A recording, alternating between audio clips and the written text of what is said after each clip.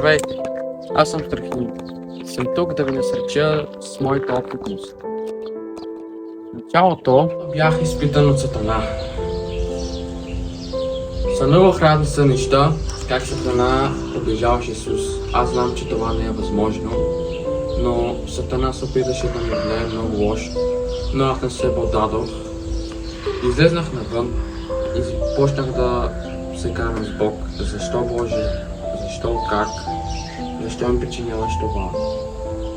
В един момент се помолих и исках от Бог да ми смири, да ме направи по-твърда в моята вяра, да ме премахне от всичко нечестиво, да ми помогне да забравя Сатана.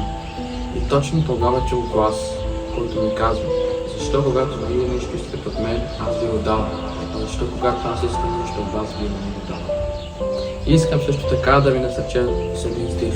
Този стих се намира в Исаия 44 глава и там 22 стих. Там се казва така: и личих като гъста мъгла престъпленията ти, като облак греховете ти, върни се при мен, защото аз те изкупих.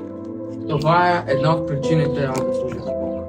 Бъдете благословени в името на Исус.